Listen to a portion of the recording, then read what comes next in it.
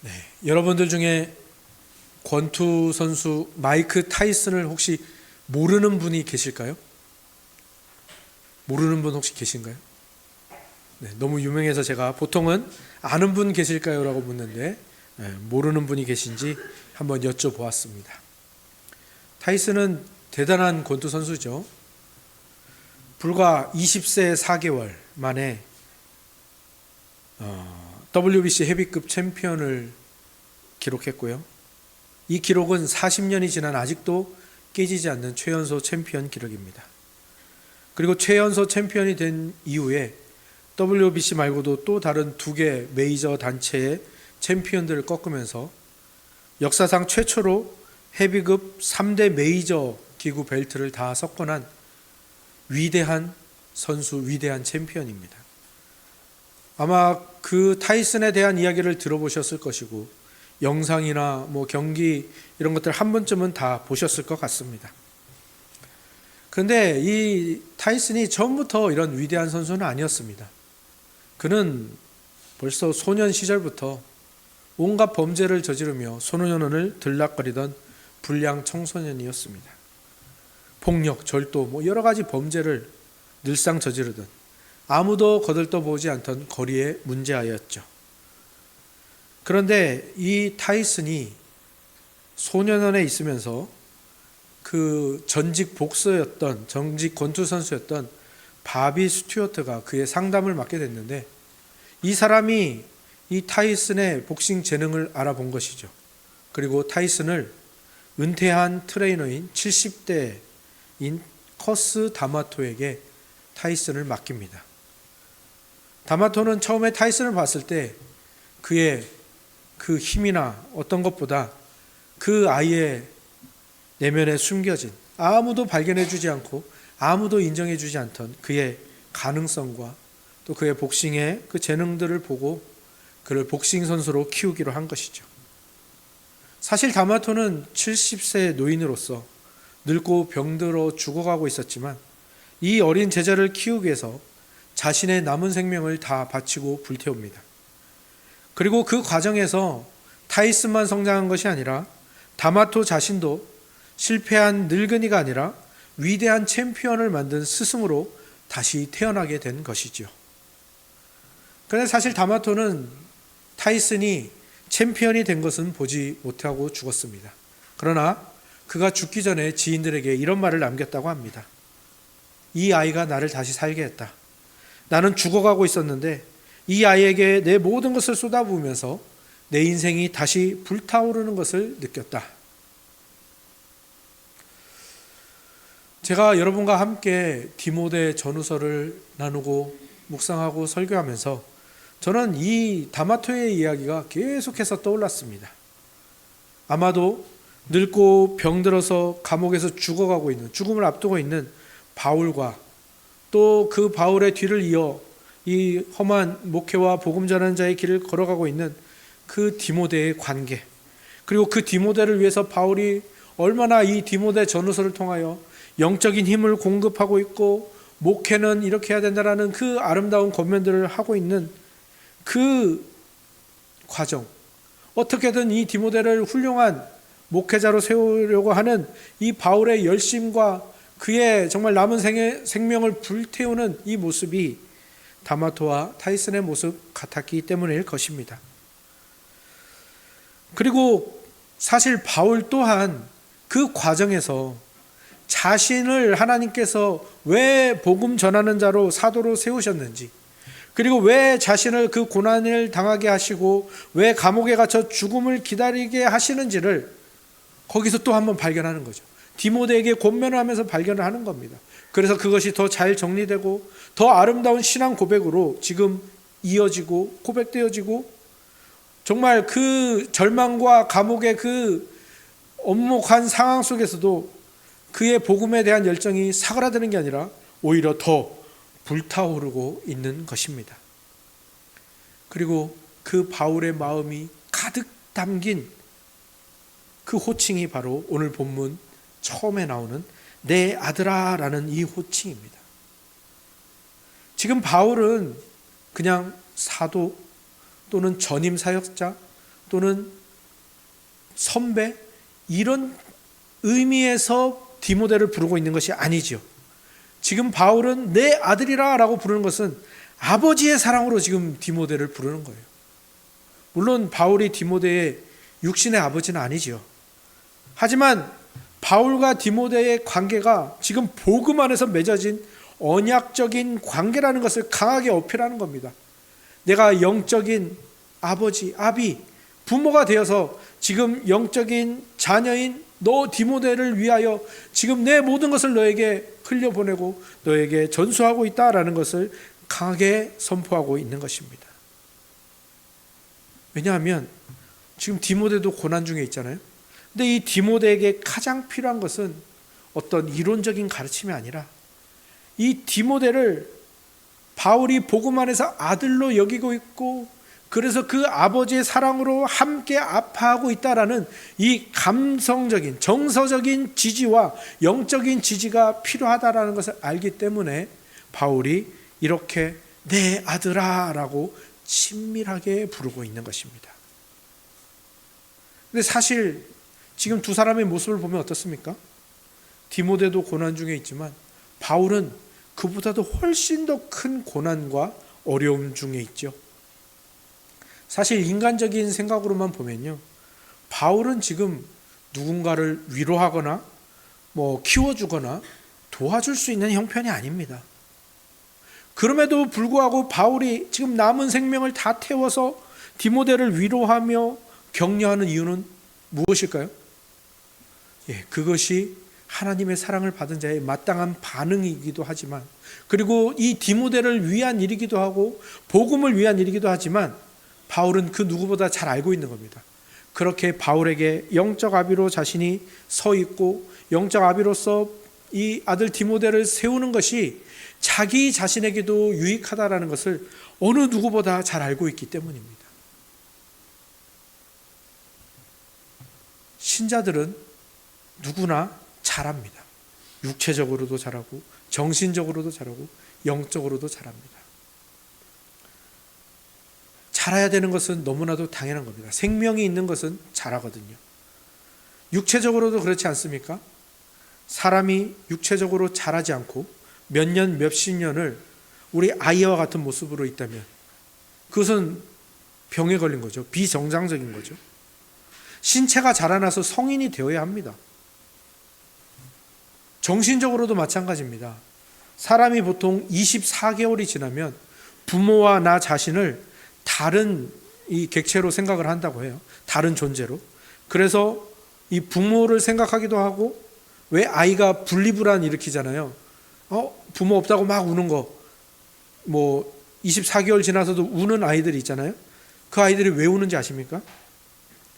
자기가 무서워서 우는 것도 있지만요, 많은 경우에 부모를 걱정해서 우는 거랍니다. 분리불안이. 정신적으로 그렇게 아이가 자라나는 거예요. 그리고 중학생 정도 되잖아요. 그러면 이제 스스로 독립적인 생각을 해서 다른 사람을, 부모를 도울 수 있는 그런 결정들을 합니다. 더 자라서 성인이 되면 어떻게 됩니까? 이제는 다른 사람을 돌볼 수 있고 자기 아이를 낳아서 기를 수 있는 부모와 같은 존재가 되어가는 거죠. 정신적으로도 사람이 계속 성장합니다. 그런데 이 성장이 이루어지지 않고 그냥 의존적인, 부모에게 의존적인 정신 상태로 남아있다면 그것 또한 뭔가 문제가 있는 것이고 비정상적인 병에 걸린 것이죠. 그리고 이것은 영적, 신앙적으로도 마찬가지입니다. 우리는 예수님을 만나 구원 얻고 신앙을 시작하게 되면 누구나 사실 처음에는 영적 아기들이죠. 영적 아이입니다. 영적 자녀라고도 부르고요. 그런데 신앙적으로, 영적으로 그렇게 영적인 아이나 자녀로만 있고 거기서 자라나지 않으면 그것 또한 신앙적으로 병에 걸린 상태이고, 그렇게 자라나지 않기 때문에 신앙에 여러 가지 문제가 생긴다라는 것을 우리가 알아야 됩니다. 그래서 모든 신자들은 영적인 아이로 시작하지만 영적인 아비, 여기서 아비라는 말은 부모를 다 아우르는 표현입니다. 그래서 제가 영적인 아비, 영적인 아버지, 어머니, 영적인 부모, 이 말들을 제가 섞어서 쓸 겁니다. 그래서 신앙적으로 자신에게만 집중하고 자기가 받을 것에만 매달리는 것은 신앙의 초기에는 누구에게나 다 그렇죠. 그런데 이러한 상태를 영적 아이로 부르는데, 영적 아이가 교회에는 있을 수밖에 없겠죠. 하지만 이 영적 아이가 반드시 자라서 영적 아비, 영적 부모가 되어야 됩니다. 그렇지 않을 때에 이 교회는 흔들리게 될 수밖에 없는 거죠. 왜 그렇습니까? 이 하나님이 우리에게 주신 신앙과 복음의 그 깊은 수준, 높은 수준과 깊은 경지는요, 받기만 해서는 누릴 수가 없습니다. 복음이 주는 참된 기쁨과 행복, 그 감격은요, 내가 받기만 하는 것으로서는 절대 알 수 없습니다. 그 높은 경지, 그 깊은 그 깨달음으로 가기 위해서는 반드시 영적인 아비가 되어서 누군가를 돌보고 누군가를 책임지면서 깨달아가고 알아가게 되어 있습니다. 특히 어떤 부분이 그렇겠습니까? 주님의 마음을 알아가는 것, 하나님 아버지의 마음을 알아가는 것은요, 절대로 사랑을 받아서만은 알 수가 없습니다. 사람도 그렇지 않습니까? 결혼을 해서 아이를 낳아보고 그래야 아버지와 어머니의 마음을 그제서 알지 않습니까? 제가 그랬습니다. 아버지 어머니의 마음을 전혀 모르겠다가 아이를 낳으면서 알게 되었고요. 또 아버지가 그 목사님이셨는데 그분이 저에게 했던 것들이 이해가 안 됐었는데 제가 목사가 되어보니까 아버지가 저에게 왜 그러셨는지 알게 되더라고요. 그러니까 그렇게 자신을 희생해보고 누군가를 책임져보고 누군가를 돌볼 때에야 비로소 그 복음과 하나님의 마음의 그 깊은 부분을 이해하게 되는 것입니다. 바울은 그것을 정확하게 이해하고 있었습니다. 그래서 바울은 자신이 받은 은혜가 디모데에게 흘러가고 바울이 디모데의 영적 아비가 되어야 한다라는 이 강한 열망이 있었던 것이죠. 사실 아까도 말씀드렸지만 바울이 지금 당하고 있는 고난은 그것을 생각나지도 않게 할 만큼 엄혹하고 정말 처참한 고통 중이었죠. 하지만 바울은 알고 있었습니다. 그 고통에서 벗어나는 것보다 뭐가 더 복되다는 것을, 자신이 디모데의 영적 아비가 되어서 그에게 은혜를 흘려보내는 것이 훨씬 복되고 자기 자신에게 정말 깊은 은혜로 다가온다는 것을 바울은 분명히 알았던 것입니다. 우리나라 축구 선수 중에 월드 클래스라고 불릴 만한 선수 누가 있죠? 여러분들 머릿속에 많이 떠오를 겁니다. 근데 그 중에서 현역으로 뛰고 있는 선수 하면 누가 딱 생각납니까? 손흥민 밖에 없죠. 손흥민 선수가 진짜 세계적인 선수가 되었어요. 그런데 그게 손흥민 혼자서 그렇게 됐을까요? 여러분들도 아실 겁니다. 저도 그 손흥정 씨가 쓴 책을 사서 보기도 했는데요. 손흥민 선수가 그렇게 세계적인 선수가 된 데는요, 그 아버지 손흥정 그 감독의 보이지 않는 희생이 엄청 많이 있었습니다. 특히 지금처럼 이렇게 겨울이 되고 어제도 눈발이 날렸죠. 운동장이 눈으로 덮이면요, 손흥정 씨는 아들을 위해서 새벽부터 나가서 운동장에 눈을 다 치웠다고 합니다. 그리고 그것뿐만 아니라 소금을 100포대씩 뿌렸답니다. 왜? 땅이 얼지 않아야 훈련을 계속할 수 있고 넘어져도 다치지 않을 수 있고 훈련을 지속해 나갈 수 있지 않겠습니까? 그래서 그런 일을 매번 눈 올 때마다 한 겁니다. 겨울마다. 어떻게 하면 이 아이를 정말 훌륭한 선수로 키울 수 있을까? 묵묵히 그 춥고 고된 노동을 감당했던 것이죠. 이게 바로 아버지의 마음이고 아버지의 사랑이고 이게 은혜죠. 손흥민 선수가 이제 지금은 미국으로 갔지만 영국의 가장 이 세계 프로리그 중에서도 가장 유명한 리그인 그 프리미어 리그에 가서 멋진 골을 넣고 거기서 득점왕도 했죠. 월드컵에서 화려한 골을 넣었죠. 그때마다 사람들은 손흥민 선수를 보고 손흥민 선수의 발을 보겠지만 그 손흥민 선수와 그 손흥민 선수의 발을 만들어낸 것은 무엇입니까? 그 손흥정 씨의 꽁꽁 언 손과 땀방울이었던 것입니다.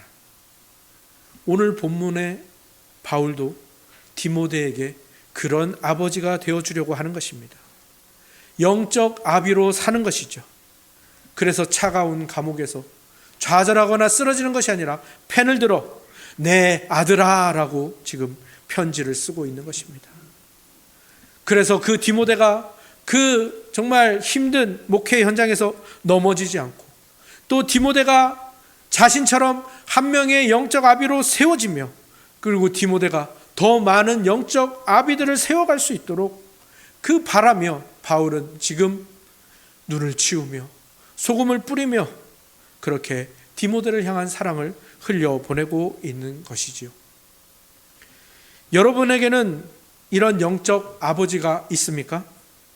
여러분에게는 이런 영적 어머니가 있습니까? 아니, 근데 그거보다 훨씬 더 중요한 질문을 제가 여러분들께 드립니다. 여러분은 누군가에게 눈을 치워주고 소금을 뿌려 훌륭하게 자라게 하는 영적 아비가 되어가고 계신가요? 여러분 자신에게 한번 대답해 보았으면 좋겠습니다. 바울은 디모데가 어떻게 고난을 이겨야 하는지 아버지의 마음으로 가르쳐 줍니다. 그것이 처음에 나온 것이 너는 그리스도 예수 안에 있는 은혜 가운데서 강하라 라는 말입니다. 그런데 여기서 바울이 지금 디모데에게 강해져라 라고 하는 것은 너 나약해지면 안 돼, 너 마음을 강하게 먹어야 돼 라고 말하는 것이 아닙니다. 여기서 이 강해지라라는 이 강해지라라는 단어의 주어는 디모데가 아닙니다. 주님입니다. 하나님이 강하게 하시는 겁니다. 스마트폰이 스스로 충전할 수 없고 어딘가 충전기에 올려놓거나 충전선에 꽂아야 충전이 되듯이 디모데가 강해지는 것은 오직 주님 안에서만 가능한 것입니다. 하나님이 강하게 하시는 겁니다. 우리는 분명히 알아야 됩니다. 우리의 영원한 생명뿐만 아니라 우리의 영적인 건강과 힘을 위해서도 우리는 전적으로 하나님을 의지해야 됩니다. 강해지라라는 것은요, 깡을 키우라는 말이 아닙니다. 예수 그리스도께 나아가라는 것입니다. 왜? 예수 그리스도 안에 있는 그 거대한 바다와 같은 하나님의 은혜, 거기에 자기 자신을 담그라는 말입니다. 근데 우리는 그렇지 않죠. 자꾸 은혜를 우리가 만들어내려고 해요. 우리는 우리에게서 자꾸 은혜를 짜내려고 해요. 아니요, 그렇게 해서는 우리는 절대 은혜를 누릴 수가 없습니다. 은혜는 그렇게 확인하는 것이 아닙니다. 하나님은 우리에게 은혜를 주시기 위해서 우리에게 누굴 주셨습니까? 예수 그리스도를 주셨어요. 그래서 우리는 예수 그리스도께 나아가는 거예요. 그러면 예수 그리스도께 나아가면 어떻게 은혜를 누립니까? 예수님이 은혜의 수단을 제정하셨어요. 그게 지난번 우리 주일학교에서 은혜의 그 수단, 은혜의 방편, 이 주제로 배웠는데 그 세 가지 수단이 있습니다. 말씀, 기도, 성례. 그러니까 우리가 예수 그리스도께 나아간다는 것은 은혜를 누린다, 은혜로 강해진다는 것은 바로 예수님이 마련하신 말씀, 기도, 성례를 통해서 은혜로 나아가고 그 은혜에 푹 잠기며 그 은혜 안에서 강해지는 것입니다. 그렇게 우리가 영적 아비가 되어 가는 거예요. 영적 아비가 되고 싶으십니까? 그렇다면 예수 그리스도께로 오십시오. 어떻게 옵니까? 말씀과 기도와 성례를 통해서 오시기 바랍니다. 그러면 그 말씀 안에서, 기도 안에서, 성례 안에서 예수 그리스도를 만나고 그 예수 그리스도 안에 있는 하나님의 은혜를 만나고 그 은혜에 여러분이 잠기기 시작할 겁니다. 그리고 그 은혜가 여러분을 강하게 만드는 거죠. 다른 사람을 책임질 수 있고 다른 사람을 격려하고 세울 수 있는 영적 아비로 여러분을 만들어 간다라는 거죠. 근데 여기서 우리가 한 가지 짚어야 될 것은 영적 아비가 되는 일은 절대로 하루아침에 이루어지지 않습니다. 영적 아비가 된다는 것은 내가 감정적으로 이렇게 돼야지, 이런 문제가 아닙니다. 그래서 바울은 그것을 잘 설명하기 위해서 이 오늘 본문에서 세 가지 직업을 비유로 들고 있습니다. 어떤 직업들이 나오고 있습니까? 병사, 군인이죠. 그리고 경기하는 자, 운동선수죠. 그리고 수고하는 농부. 이 세 가지 직업을 통해서 우리가 어떻게 영적 아비가 되어가는지를 말해주고 있습니다. 군인의 복무, 운동선수의 훈련, 농부의 인내와 같은 과정이 필요하다라는 겁니다.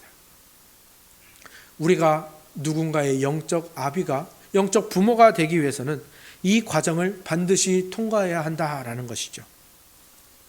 군인과 운동선수의 공통점이 무엇입니까? 자기 생활에 얽매이지 않는 겁니다. 자기 생활에 얽매이지 않고 뭘 하죠? 자신을 모집하거나 자신을 발탁한 그 사람 또는 그 단체, 그 기관, 또 운동선수는 이제 팬들도 있죠. 그들을 기쁘게 하는 일, 그들을 기쁘게 하기 위해서 좋은 성적을 내는 일, 그리고 훌륭한 군인이 되어가는 일에 집중을 하는 겁니다. 그것은 하루아침에 이루어지지 않습니다. 고된 훈련이 쌓여서 실력이 되고 또 정해진 법과 규칙을 지켜가며 할 때에 비로소 승리자가 될 수가 있는 것이죠. 우리는 알 수 있습니다. 빨리 가는 것이 중요한 게 아니라 바르게 가는 것, 그 과정을 밟아가는 것이 중요하다라는 거죠. 그렇지 않습니까? 반칙으로 얻은 금메달은요, 언젠가 박탈당하게 돼 있습니다. 세상은 근데 우리에게 뭐라고 하죠? 야, 요령껏 해라. 야, 안 들키면 그만이지. 이렇게 우리를 유혹합니다. 그러나 하나님은 뭘 보시죠? 그 과정을 보십니다. 그리고 영적 아비는 반드시 그 과정을 밟아서 만들어지는 겁니다. 생각해 보십시오. 우리 예수님도 그 과정을 밟으셨어요. 사실 예수님은 하나님이시잖아요. 전능하신 분입니다. 거룩하신 분입니다. 그러니까 그분이 하나님의 권위를 가지고 우리 죄인들을 향해서 야, 너 용서, 너 무죄, 이렇게 말씀만 하셔도 되는 분이란 말이에요. 근데 그게 그렇게 편법, 그렇게 과정을 무시하고 우리에게 그게 주어지면 그게 우리에게 해가 되고 독이 된다라는 것을 잘 아시기 때문에 예수님은 과정을 겪으십니다.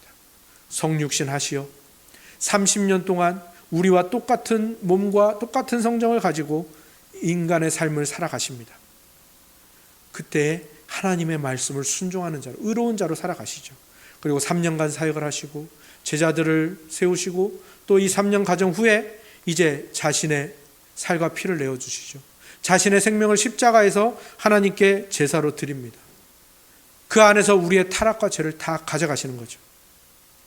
우리를 위해서 하나님의 뜻에 맞는 의로운 자로 살아가시고 우리를 위해서 그 타락과 죄를 다 가져가셔서 우리 대신 심판과 형벌을 다 받으시는 거예요. 왜 예수님이 이 성육신부터 십자가의 죽음과 그 부활까지 승천까지 이 모든 과정을 다 받으십니까? 예, 은혜를 아는 사람만 그렇게 할 수 있는 거예요. 은혜를 아는 사람은 절대로 편법을 쓰거나 과정을 뛰어넘으려 하지 않습니다. 왜? 내가 받은 은혜가 너무 소중하니까 그 하나하나 다 겪고 싶은 거예요.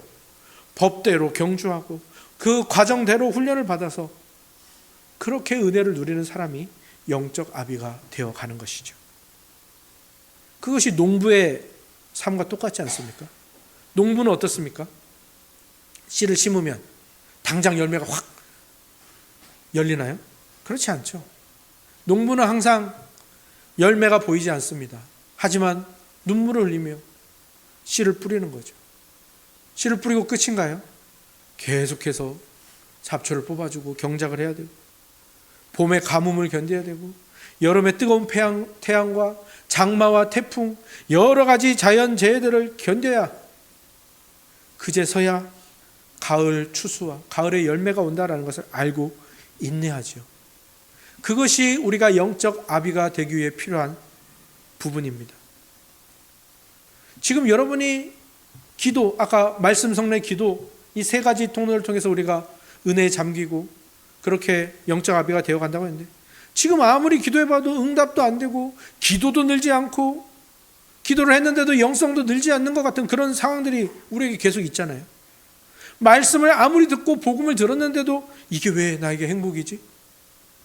느껴지지 않고 그 감동이 오지 않고 감격이 오지 않고 그러면서 우리가 몇 주를 지나가고 있잖아요.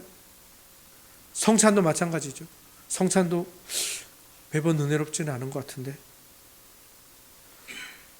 어떨 때는 왜 이걸 하고 있지? 이게 나한테 도대체 무슨 의미지? 그런 생각까지 들죠. 또 예배를 드렸는데 예배를 드렸으면 뭔가 변화될 것 같은데 나도 그렇고 우리 자녀와 우리 다음 세대도 예배는 매주 드리는데 변하지 않는 것 같은 그 시간들을 우리가 지나고 있지 않습니까? 근데 우리는 이 시간들을 잘 견디지를 못하죠. 왜?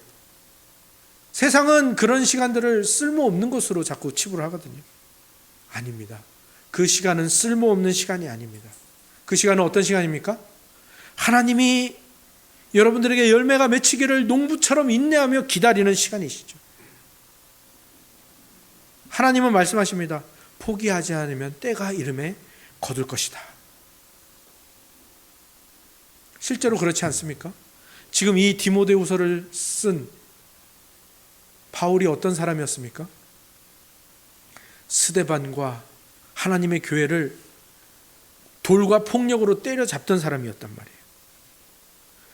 그런 바울이 사도가 될 줄 누가 알았겠습니까? 그 시간대. 바울이 그렇게 핍박자로 있을 때 누가 알았겠습니까? 많은 성도들조차도, 많은 제자들과 사도들조차도 그런 바울을 보면서 저게 빨리 없어져야 우리가 편하게 복음 전할 텐데, 저게 빨리 죽어야 될 텐데, 그렇게 생각하지 않았겠습니까? 아마 제가 예전에 한참 방황할 때 저를 알았던 사람도 지금의 저를 보면 아마 그렇게 생각할 겁니다. 제가 굉장히 고집스러운 사람이었거든요. 제가 설득이 되지 않으면 한 걸음도 안 움직이는 진짜 고집불통의 사람이었습니다. 그리고 맨날 사람들 위에 서서 사람들 걱정이나 해주는 그런 교만한 사람이었단 말이에요. 아마 제가 지금 여기서 목회하고 있는 것을 그때 저를 만났던 사람들 보면, 뭐? 그 자식이 목사가 됐다고? 아마 그렇게 얘기할 거예요. 분명합니다. 제가 아직도 좌충우돌 우당탕탕하는 초보 담임 목사이긴 하지만 많은 영혼들을 목양하면서 영적 아비가 되는 길을 걸어가고 있는 이 모습에 아마 놀라 자빠질 사람들이 많이 있습니다. 이 시간들은 하나님이 인내하며 기다리시는 시간인 거죠. 여러분들도 마찬가지입니다. 여러분들에게 오늘 말씀이 여러분에게 권면을 합니다. 주님이 여러분들에게 권면을 합니다. 영적 아비가 되십시오. 제가 또 목사로서 여러분에게 권면합니다. 영적 아비가 되어 주십시오. 그렇게 권면할 때 여러분들에게 어떤 반응이 먼저 나오겠습니까? 나는 못하는데, 나는 안 돼. 지금 내 모습을 보니까 나는 안 될 것 같아서 저는 시키지 마세요. 이런 반응이 나옵니다. 그러나 그것조차 우리가 하나님 앞에서 겸손하지 못한 거죠. 하나님은 기다리고 계시는데, 인내하고 계시는데 내가 내 자신을 판단해서 내가 아니다라고 말한다?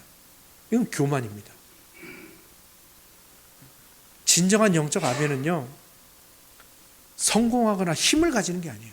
우리가 못한다고 생각하는 것은 다 그것 때문이에요. 영적 아비는 뭔가 힘을 가지고 권위와 권세를 가지고 이 사람들을 막 감화시키는 그런 존재로 생각하니까 그런데 아니요.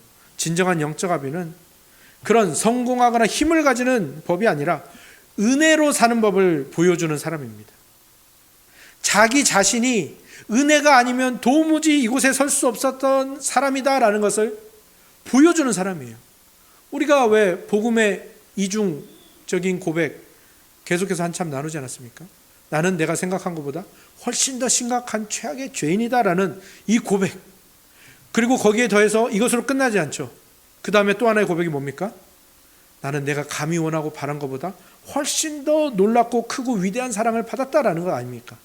이 두 가지 고백을 가지고 있는 사람이 영적 아비로 나아가는 겁니다. 그 두 가지 고백이 영적 아비가 살아가는 방법이에요. 그래서 나는 은혜가 없으면 여기 설 수 없는 죄인입니다. 근데 나는 사랑받은 죄인으로서 여기에 은혜 받은 사람으로 서 있습니다. 그러니 당신이 나에게 이렇게 행동해도 나는 당신을 받아들입니다. 그리고 당신이 지금 어떤 고난과 실패에 있어서도 다시 일어날 수 있습니다. 저도 일어났거든요. 그 힘은 십자가의 복음에 있습니다. 그러니 그 십자가의 복음에서 그 힘을 받아 당신도 나와 같이 일어서십시다. 이걸 다른 말로 뭐라고 합니까? 상처 입은 치유자라고 하죠. 상처 입은 치유자는 뭡니까? 그 상처를 당해봤기에, 또 비슷한 상처를 당해봤기에 동병상련하며 그에게 위로할 수 있고 그를 용납하고 용서할 수 있고 받아들이는 그런 사람을 상처 입은 치유자라고 부릅니다. 여러분 안에 죄에 대한 기억이 있고 그 죄에 대한 회개하는 마음이 있으며 그것이 예수님 안에 있는 하나님의 은혜로 인해서 그것이 치유되고 회복되었다. 그리고 치유되고 회복되어야 한다라는 소망과 갈망이 있다면 여러분은 누구나 상처 입은 치유자, 영적 아비가 될 수 있는 그 조건을 갖추신 겁니다. 그러니 사랑하는 성도 여러분, 영적인 아비가 되어 주십시오. 그리고 아무 그것도 없는데, 아무 근거도 없는데 여러분에게 영적 아비가 되어달라고 고면드리는 것이 아닙니다. 우리에겐 누가 있습니까? 우리에겐 영원한 아버지가 계십니다. 그 아버지는 어떤 분이십니까? 우리가 하나님 앞에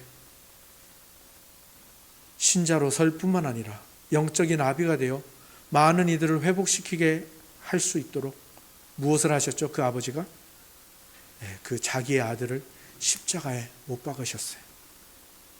그 사랑 때문에 우리가 여기 서 있는 것이고요. 그 사랑 때문에 우리가 영적인 아비로 발돋움할 수 있는 것입니다. 우리는 그 아버지의 사랑에 빚진 자입니다. 타이슨에게 다마토가 있었듯이, 손흥민에게 손흥정이 있었듯이, 디모데에게 바울이 있었듯이, 그리고 주님은 오늘 우리에게 이렇게 물으시는 거죠. 너에게는 누가 있느냐? 너는 누구에게 그 눈을 쓸어주고 소금을 뿌리고 사랑해주는 아버지가 되어주겠느냐? 주님이 물으십니다. 이제 그 주님의 부르심에, 그 질문에 응답하여 누군가의 눈을 치워주고 소금을 뿌리며 누군가의 눈물을 닦아주고 누군가의 상처를 치유하는 영적 부모가 다 되시기를 주님의 이름으로 축원합니다. 아멘.